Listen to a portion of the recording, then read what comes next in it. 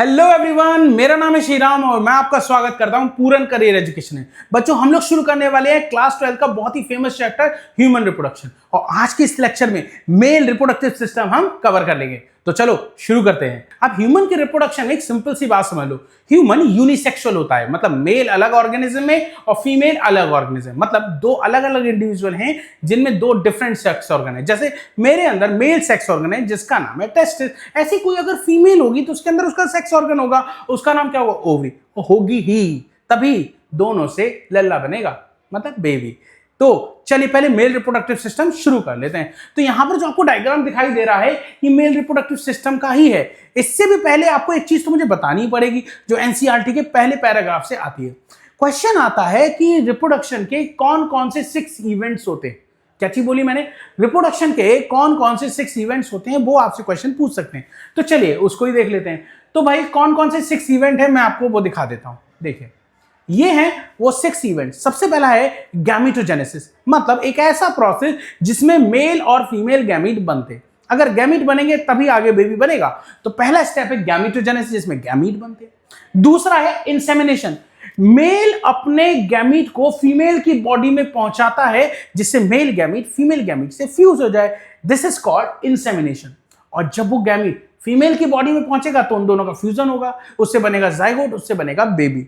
ठीक है, तो सुनो, पहले गैमीट बनाया गैमीटोजेनेसिस, फिर मेल गैमीट को फीमेल की बॉडी में पहुंचाया इंसेमिनेशन, उसके बाद दोनों गैमीट आपस में फ्यूज हो गए।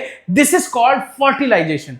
फर्टिलाइजेशन के बाद जाइगोट बना, जाइगोट से बनेगा एम्ब्रियो और वो एम्ब्रियो फीमेल के यूट्रस में अटैच हो जाएगा और इस अटैचमेंट को बोलते हैं इम्प्लांटेशन। क्या बोलते हैं मेरे बेटे? इम्प्लांटेशन। उसके बाद क्या होगा? उस पूरे बेबी का डेवलपमेंट होगा होल जेस्टेशन पीरियड में। अब क्वेश्चन आया, व्हाट इज जेस्टेशन? समझो, फर्टिलाइजेशन से लेके चाइल्ड बर्थ होने तक का जितना भी टाइम पीरियड है उसे हम जेस्टेशन पीरियड कहते हैं। ये लगभग 9 मंथ का होता है।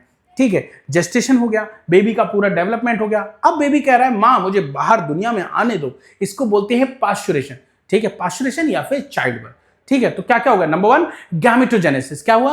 गैमीट बनाया। नंबर 2 इंसेमिनेशन, मतलब मेल गैमीट को फीमेल बॉडी में पहुंचाया। Number 3 fertilization, male gamete female gamete से फ्यूज हो गया। नंबर 3 फर्टिलाइजेशन के बाद आता है इंप्लांटेशन, जो एम्ब्रियो बना है वो फीमेल के यूट्रस से अटैच हो जाएगा। उसके बाद क्या होगा? जेस्टेशन की बात करेंगे। जेस्टेशन में क्या होता है? पूरे 9 महीने का डेवलपमेंट होता है।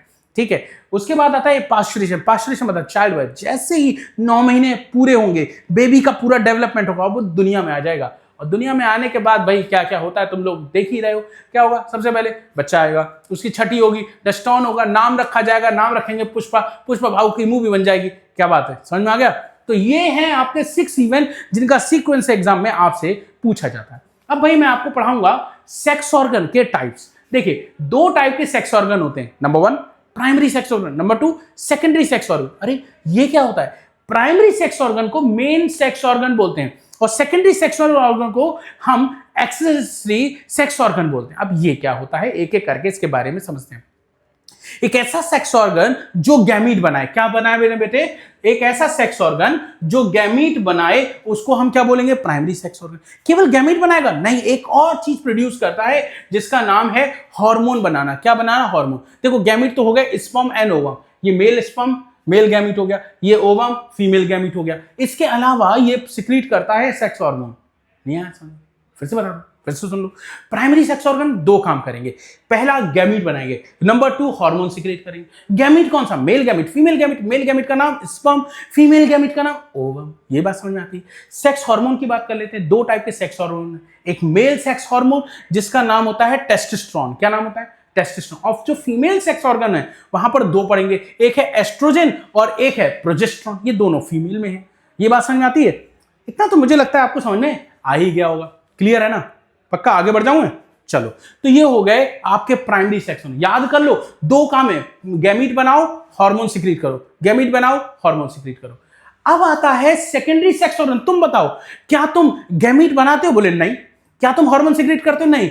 ये दोनों काम नहीं करते हैं, तो फिर करते क्या है? गैमीट का ट्रांसपोर्ट करना, मतलब मेल गैमीट को फीमेल बॉडी में पहुंचाना।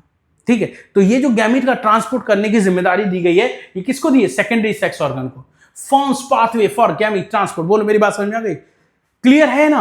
आगे बढ़े। चलो अब मैं आपको सिखाता हूं मेल रिप्रोडक्टिव सिस्टम।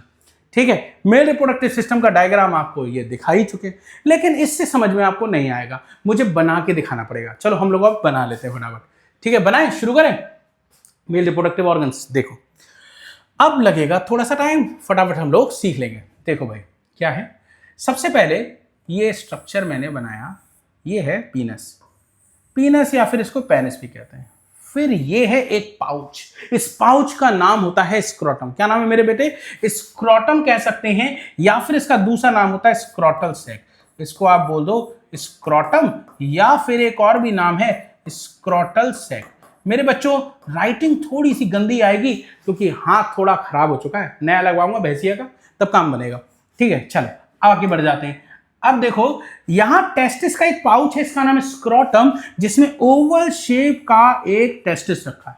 क्या रखा है? टेस्टिस। ओह माय गॉड, एक टेस्टिस? ना ना ना, दो होते हैं। ये तो आप साइड से देख रहे हो तो एक दिख रहा है, एक इसके पीछे होगा।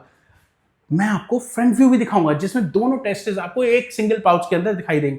याद रखना, टेस्टिस दो हैं, पाउच एक है। ठीक है, क्यों है इसके अंदर वो भी सीखेंगे। चलो पहले सीखते हैं। ये स्क्रोटम है जिसका नाम स्क्रोटल सैक है, इसके अंदर टेस्टिस प्रेजेंट है। अब भाई टेस्टिस को स्क्रोटम से अटैच करना पड़ेगा, वरना ये पाउच के अंदर ऐसे से हिलता रहेगा और टूट जाएंगे तुम्हारे टेस्टिस। क्या करोगे फिर? ठीक है, तो भैया देखो ये पाउच है, इसके अंदर टेस्टिस अटैच है एक स्ट्रक्चर से, जिसका नाम क्या है? क्वेश्चन आता है, नाम है गुबर्नाकुलम। क्या नाम है मेरे बेटे? गुबर्नाकुलम। ये जो गुबर्नाकुलम आपको दिख रहा है, इसका एक और भी नाम है मिजोरकियम। क्या नाम है बेटा? मिजोरकियम भी इसका नाम होता है। तो गुबर्नाकुलम मिजोरकियम वो स्ट्रक्चर है जो टेस्टिस को स्क्रोटम से अटैच करके रखेगा, वरना टेस्टिस इधर उधर घूमते रहेंगे और आपस में टकरा के फूट जाएंगे। ऐसा नहीं होना चाहिए। उसके बाद मैं आपको एक मस्त चीज दिखाता हूं। देखो टेस्टिस की पोस्टीरियर साइड पर, ये बहुत ही फेमस क्वेश्चन है, टेस्टिस की पोस्टीरियर साइड पर क्या प्रेजेंट है? ये ब्लू कलर का जो स्ट्रक्चर है इसका नाम है एपिडिडाइमिस। क्वेश्चन आया था एग्जाम में कि टेस्टिस के किस साइड पर एपिडिडाइमिस प्रेजेंट होता है? आप बताओगे टेस्टिस की पोस्टीरियर साइड पर एपिडिडाइमिस प्रेजेंट होता है। क्या क्या सीखा? एक पाउच स्क्रोटम जिसमें one pair testis attached with gubernaculum और मिजोरकियम, और टेस्टिस की पोस्टीरियर साइड पर आपने क्या देख लिया? एपिडिडाइमिस। अब मैं आपको एक और चीज दिखाने वाला हूं, रुक जाओ, एक और चीज बनाते हैं पहले। देखो सामने यहां पर ये जो आपको दिख रहा है ना, इसको पीनस बोलते हैं, पीनस या फिर पेनिस। इसका जो टिप होता है वो थोड़ा सा फूला हुआ होता है, इसका जो टिप होता है वो थोड़ा सा फूला होता है, कुछ इस तरह से। ठीक है, इसको बोलते हैं ग्लांस पीनस। क्या बोलते हैं मेरे बच्चे? Glans penis. अब ये देखो एक ट्यूब जा रही है, ये एक डक्ट है। ये क्या है मेरे बेटे? एक डक्ट है। इस डक्ट का नाम होता है यूरेथ्रा। इसी से यूरिन बाहर जाएगी, इसी से सीमन यानी कि स्पर्म बाहर जाएगा। क्या है सीमन, क्या है स्पर्म, ये भी हम सीखेंगे, चिंता ना करना। तो देखो ये एक रेड कलर की आपको डक्ट दिखाई दे रही है जो पीनस के अंदर भी प्रेजेंट है, और इस डक्ट का काम क्या है? यूरिन और सीमन दोनों का ट्रांसपोर्ट करना। इसीलिए इसका नाम रखा गया है यूरिनोजेनाइटल डक्ट। पहले इस डक्ट का नाम देखते हैं। इस डक्ट का नाम है यूरेथ्रा। क्या नाम है बेटा? यूरेथ्रा। यूरेथ्रा तो मेल में भी है और फीमेल में भी है, लेकिन मेल के यूरेथ्रा का एक और भी नाम रखा गया है यूरिनोजेनाइटल डक्ट। बोलो मेरे बेटे क्या नाम है? Urinogenital duct. क्यों नाम रखा गया है ये क्वेश्चन आता है। Why male urethra is also known as urinogenital duct? आप बताओगे क्योंकि ये यूरिन और जेनाइटल स्ट्रक्चर स्पर्म दोनों को ट्रांसपोर्ट कराता है, दोनों को कैरी करता है, इसलिए इसको बोलते हैं यूरिनोजेनाइटल डक्ट। अब दूसरा क्वेश्चन, क्या फीमेल में भी यूरेथ्रा को यूरिनोजेनाइटल डक्ट कह सकते हैं? आप बोलोगे नो, बिग नो, नहीं कह सकते। क्यों? क्योंकि वो सिर्फ यूरिन कैरी करती है, स्पर्म तो होते ही नहीं है। अब तुम कहोगे ओवम को करा दो ना ट्रांसपोर्ट, ओवम का रास्ता अलग है और वो ऐसे ट्रांसपोर्ट होता ही नहीं है। ठीक है, चलो वो आगे सीखेंगे। एक और बात सीख लो, मेल का यूरेथ्रा लॉन्ग है 20 सेंटीमीटर, फीमेल का यूरेथ्रा शॉर्ट है कितना? 2 से 4 सेंटीमीटर। क्लियर हो गया? आगे सीखें। चलो अब ये जो यूरेथ्रा है, मैंने पूछा यूरेथ्रा भाई तुम कहां से आए हो, कहां से निकल के आए हो? तो ये बोला देखो मैं निकल के आया हूं यूरिनरी ब्लैडर से। कहां से निकल के आया हूं? मैं निकल के आया हूं यूरिनरी ब्लैडर से।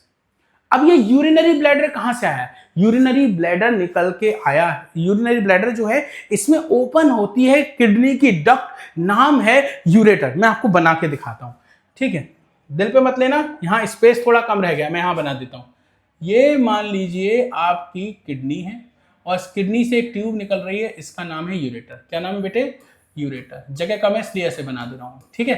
ये यूरेटर है, इसका नाम किडनी है, आप भली भांति इसको जानते हैं, ठीक है। तो किडनी से ट्यूब निकली, उसका नाम बोलो यूरेटर। यूरेटर कहां ओपन हो गई? यूरिनरी ब्लैडर में। यूरिनरी ब्लैडर से क्या निकला? ये लंबा सा यूरेथ्रा, जो कहां दिख रहा है आपको? पीनस के अंदर। यहां तक क्लियर हो गई मेरी बात? आगे समझाएं? चलिए अब इसके आगे देख लेते हैं। आगे देखिए, अब मैं आपको मस्त चीज दिखाने वाला हूं, बिल्कुल मस्त एकदम। देखो ये क्या है ब्लू कलर का? एपिडिडाइमिस। ये मान लो एपिडिडाइमिस है, ये इसका upper end, middle part and lower end. Upper, middle, lower. तो उसका जो लोअर पार्ट है उसका नाम होता है कॉडा। क्या नाम होता है? कॉडा। और इसी कॉडा से एक डक्ट निकलती है और उस डक्ट का नाम है वास डिफरेंस। और ये डक्ट ऊपर जाएगी, यूरेटर से एक लूप बना लेगी। क्या बना लेगी? एक लूप। फिर से देखो, एपिडिडाइमिस के लोअर एंड से एक डक्ट निकल रही है जिसका नाम है वास डिफरेंस। क्या नाम है मेरे बच्चे? इसका नाम है वास डिफरेंस, ठीक है।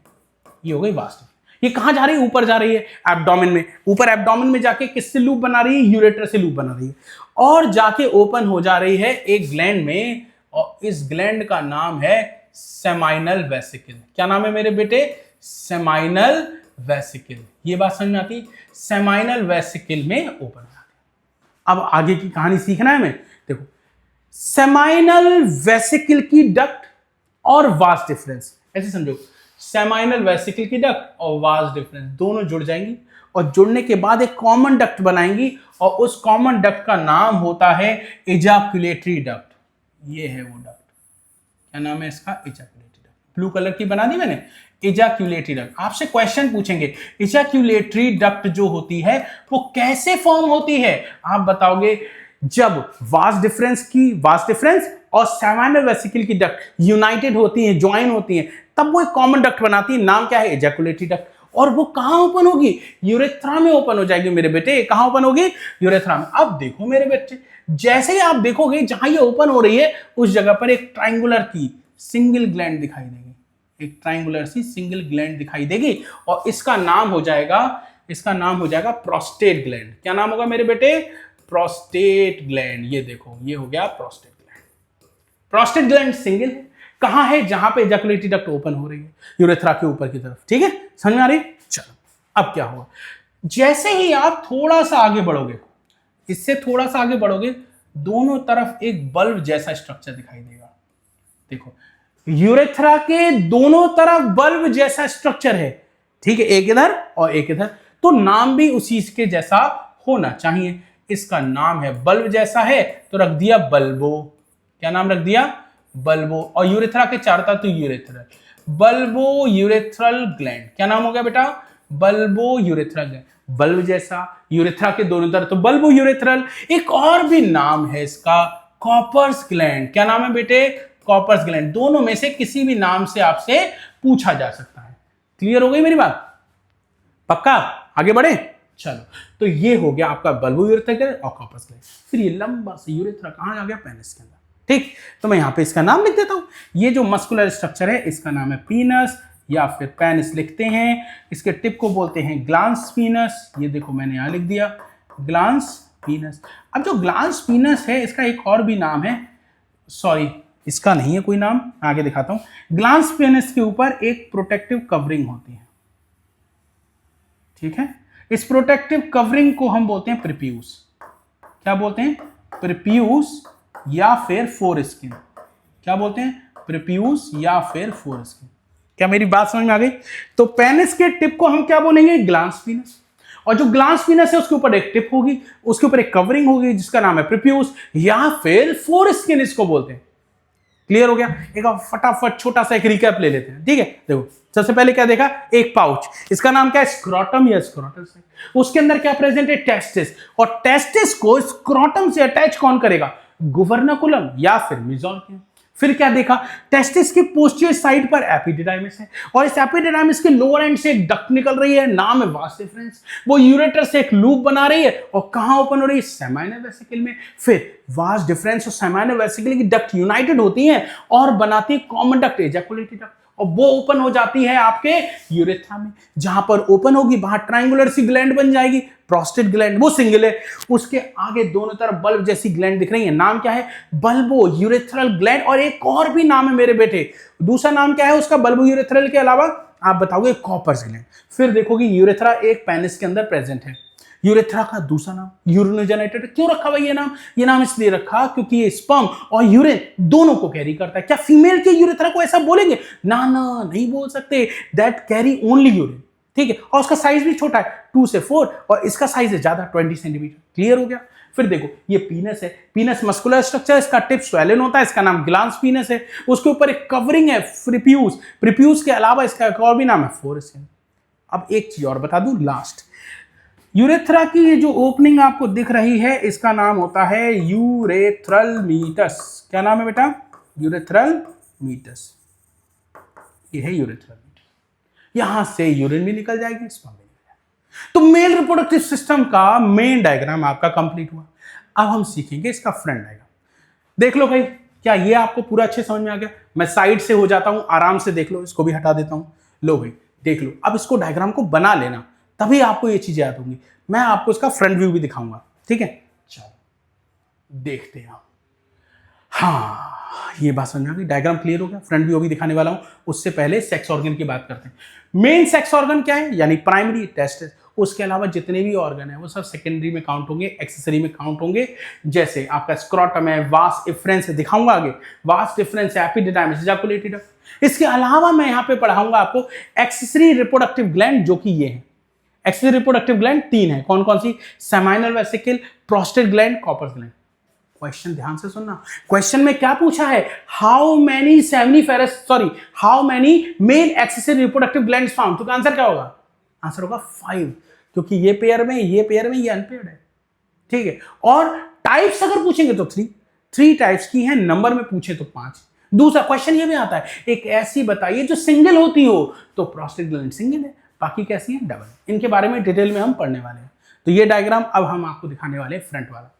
तो अगर आपको साइड डायग्राम क्लियर हुआ है तो फ्रंट वाला डायग्राम देख लो। ये देखो, ये जो येलो कलर का स्ट्रक्चर दिख रहा है ये स्क्रोटम है, ये वही पाउच। अभी देखो आपने साइड से देखा था ऐसे, अब मैं आपको सामने से दिखा रहा हूं। इसका क्या फायदा है? इसका ये फायदा आपको पता लग जाएगा कि कौन पेयर में है, कौन अनपेयर्ड है। तो बच्चों, गलती बच्चे क्या करते हैं, ये स्क्रोटम उनको 2 दिखाई देते हैं। येलो कलर का जो बना ये स्क्रोटम है, ये सिंगल है। सामने से पीनस है ना, इसलिए दिख रहा है 2, लेकिन है एक, ठीक है। उसके अंदर 1 पेयर टेस्टिस, टेस्टिस अटैच है गुबर्नाकुलम से, वो भी पेयर में। पीछे एपिडिडाइमिस है, वो भी पेयर में। एक सेकंड, कहां गया? देखो, उसके बाद ये देखो ब्लू कलर की वास डिफरेंस निकल रही है, ये भी पेयर में। यूरेटर से लूप बना के सेमाइनल वेसिकल में खुल रही है, वो भी पेयर में है। इजैकुलेटरी डक्ट बन रही है, वो भी पेयर में है। प्रोस्टेट ग्लैंड सिंगल है, पेयर में नहीं है। उसके बाद देखो कॉपर्स ग्लैंड, ये भी पेयर में है। पीनस सिंगल है और ग्लांस पीनस सिंगल है। पीनस सिंगल है। क्या कोई ऐसा एनिमल है जिसके एक की जगह 2 पीनस होते हो? आया मजा? तो सुनो मेरी बात, पीनस तो 2 नहीं है, लेकिन एक ही पीनस के 2 पार्ट है, मतलब बाइफिड पीनस होता है कंगारू में। कंगारू का पीनस सिंगल पार्ट में नहीं होता, वो उसके 2 पार्ट हो जाते हैं, उसे बाइफिड पीनस बोलते हैं। ऐसा इसलिए होता है कि कंगारू की जो फीमेल होती है इसमें डबल वेजाइना होते हैं, इसलिए दोनों पीनस अंदर जा सके।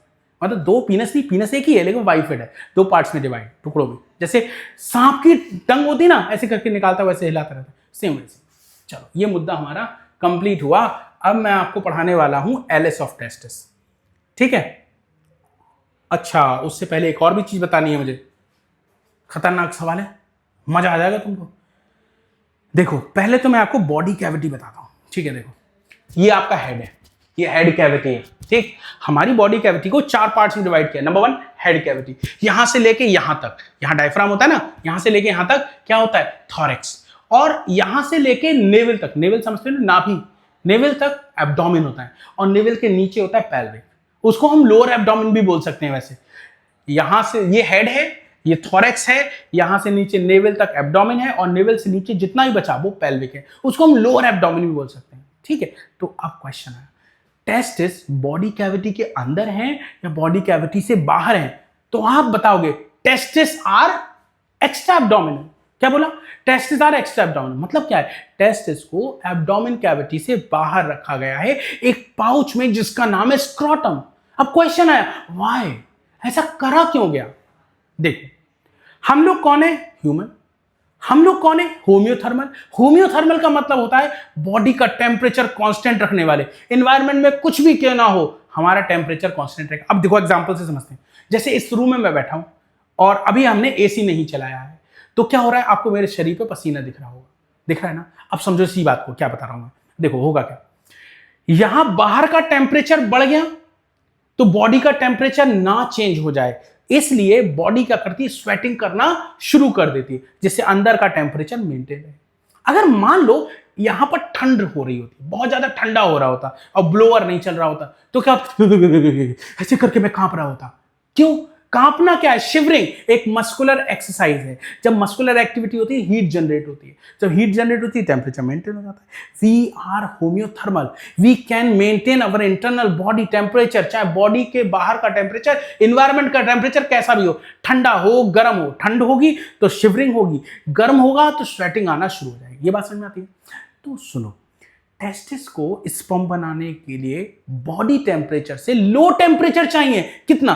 2 से 2.5 डिग्री लो टेम्परेचर चाहिए।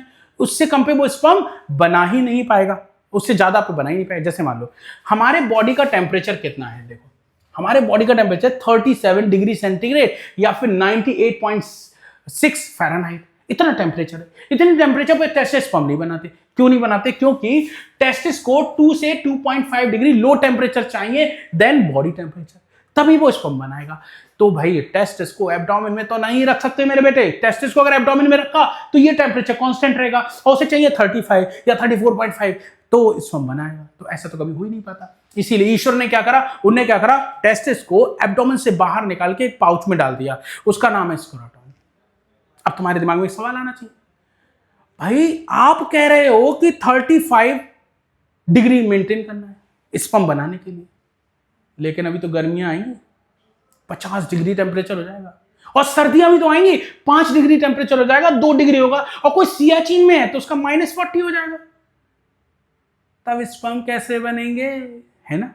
तो देखो बॉयज तुम तो देख ही सकते हो, बाकी गर्ल्स आप भी समझो होगा क्या। देखो जब गर्मियां आती हैं तो आपका जो स्क्रोटम है वो लूज हो जाता है, वो एब्डोमेन से दूर हो जाता है, जिससे टेम्परेचर मेंटेन हो पाए। और जब विंटर्स होते हैं तो वो स्क्रोटम अपलिफ्ट हो जाता है, एब्डोमेन के पास पहुंच जाता है। ठीक है, अब जैसे ही जो टेस्टिस के स्क्रोटम में जो मसल हैं वो टेस्टिस को अपलिफ्ट करेंगे तो वो एब्डोमेन से हीट ले लेगा, अपना टेम्परेचर मेंटेन कर लेगा। तो स्क्रोटम मेंटेन करा लेता है टेम्परेचर, गर्मियों में लूज होकर, सर्दियों में टाइट होकर, अपलिफ्ट होकर, एब्डोमेन से हीट लेके अपना काम कर लेता है। अब खतरनाक बात बताने जा रहा हूं, आपने एक यंत्र देखा होगा, लैपटॉप। अब उस लैपटॉप को अपने पैरों के ऊपर रख के तुम चलाओ तो क्या होगा? लैपटॉप हीट छोड़ेगा, और जब वो हीट छोड़ेगा तो क्या होगा? वो टेस्टिस के स्क्रोटम का टेम्परेचर बढ़ा देगा।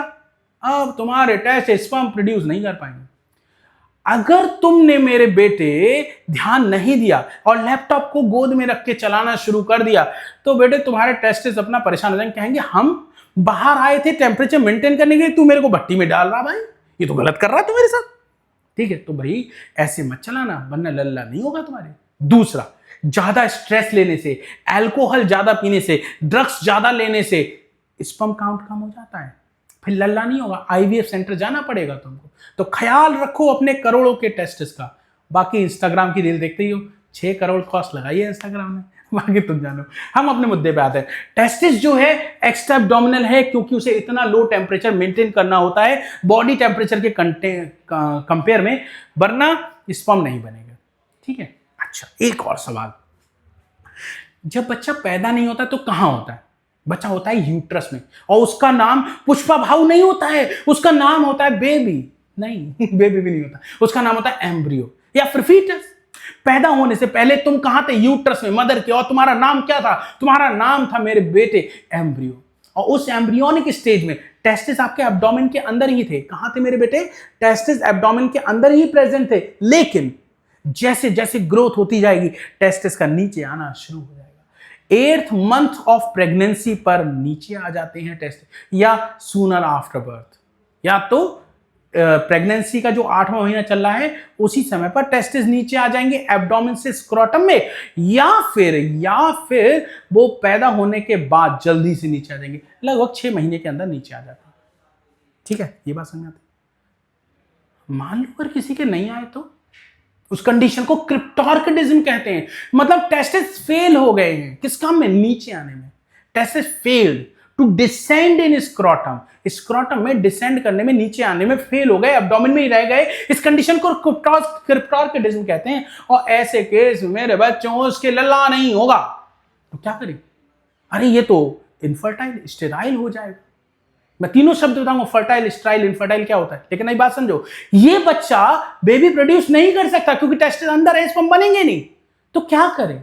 डॉक्टर कहेगा डोंट वरी, मैं सर्जरी कर दूंगा, ऑर्कियोपेक्सी, एक सर्जरी होती है ऑर्कियोपेक्सी, और उसके थ्रू मैं टेस्टिस को स्क्रोटम में नीचे ले आऊंगा। ठीक है, ऐसा करके आपके बच्चे को फर्टाइल बनाया जा सकता है। जैसे ही बच्चा पैदा होता है ना और मेल है तो टेस्टिस चेक करता है डॉक्टर कि भाई है या नहीं है, और नहीं है तो वो 6 महीने तक वेट करता है। उसके बाद कहता है भैया आपके बच्चे के टेस्टिस नहीं आ पाएंगे नीचे, मैं ऑर्कियोपेक्सी करके सर्जरी करके टेस्टिस नीचे ले आऊंगा, उसके लिए हो जाएगा, आप डोंट वरी। आया मजा आया, आगे सीखें। तो ये तो हो गया तुम्हारा।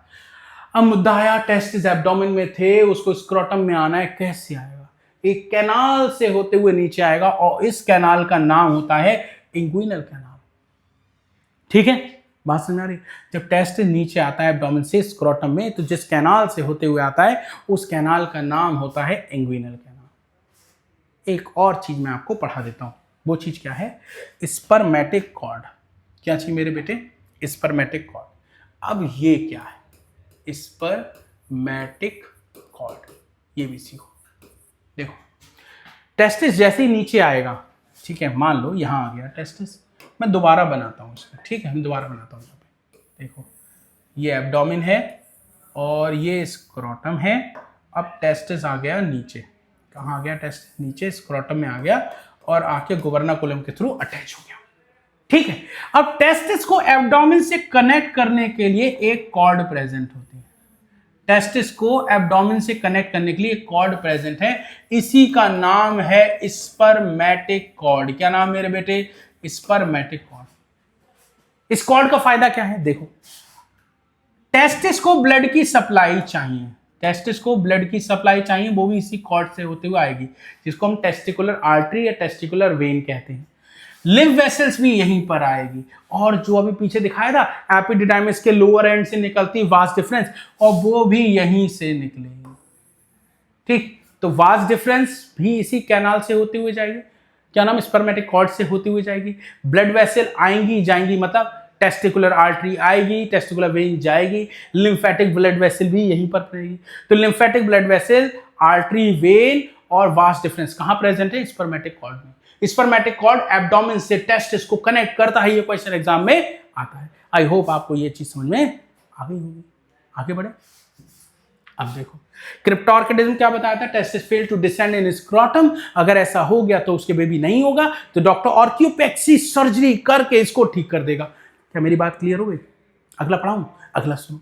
एक टर्म है कास्ट्रेशन, कास्ट्रेशन मतलब क्रशिंग ऑफ टेस्टिस। ऐसा कौन कराता है, देखो आपने नाम सुना होगा बेल और सांड, सुना है, एक होता है बैल, एक होता है सांड। बैल को बैलगाड़ी में बांध सकते हैं, सांड को बैलगाड़ी में नहीं बांध सकते। क्यों नहीं बांध सकते, समझो, अगर सांड को तुमने बैलगाड़ी में बांध, पहले तो बांधना बड़ा मुश्किल है, सांड देखा है ना, सांड को बैलगाड़ी में बांधना बड़ा मुश्किल है, और बांध दिया और तुमने उसको संटी मार दी तो बैलगाड़ी तुम्हारी ऐसे नहीं चलेगी, ऐसे ऐसे कर देगा।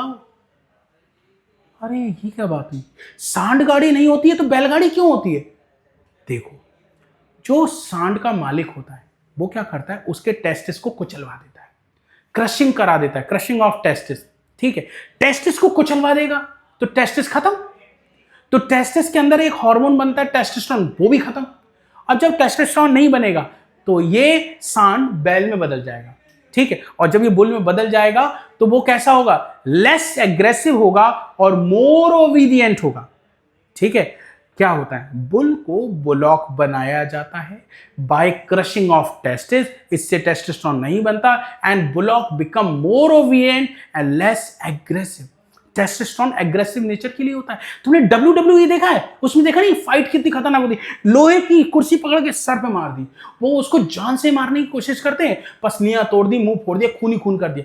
कैसे? क्योंकि वो बहुत सारा टेस्टोस्टेरोन का इंजेक्शन लेते हैं और टेस्टोस्टेरोन उनके अंदर एग्रेसिवनेस क्रिएट कर देता है। अब देखो ना, जिम में लोग जाते हैं, टेस्टोस्टेरोन के इंजेक्शन लेते हैं, मस्कुलर बिल्डिंग हो जाती है, उन्हें तो लगता है सिर्फ मसल बिल्ड हो रही है। नहीं नहीं, तुम्हारे अंदर एग्रेसिवनेस क्रिएट हो रही है। तुम कार से बाहर गए, जरा सी बाइक से टच हो गया, तुमने गोली मार दी उसके, गलत हो गया ना, ऐसा नहीं होना चाहिए। तो टेस्टोस्टेरोन कंट्रोल होना चाहिए। तो टेस्टिस को क्रश किया जाता है बुल में, जिससे वो बुलॉक में कन्वर्ट हो जाए, वो लेस एग्रेसिव हो जाए, मोर ओबीडिएंट हो जाए। सो आई होप आज का लेक्चर आपको अच्छे समझ में आ गया होगा। इस वीडियो में हमने क्या क्या कवर किया है एक बार देख लेते हैं। Male reproductive system, cryptorchidism, castration, why testis are extra abdominal और इससे रिलेटेड कई सारे टॉपिक्स। ठीक है, तो अब इसी तरह की अगर आप वीडियो देखना चाहते हो तो इसके लिए हमारे चैनल पूरा करियर एजुकेशन को सब्सक्राइब कर लो, और हाँ, हमारी ऐप को भी डाउनलोड कर लीजिए, जिसका लिंक डिस्क्रिप्शन बॉक्स में दे रखा है। तो मेरे बच्चों, मिलते हैं नेक्स्ट वीडियो में। टिल देन, खुदा हाफिज, जय राम जी की, बाय बाय।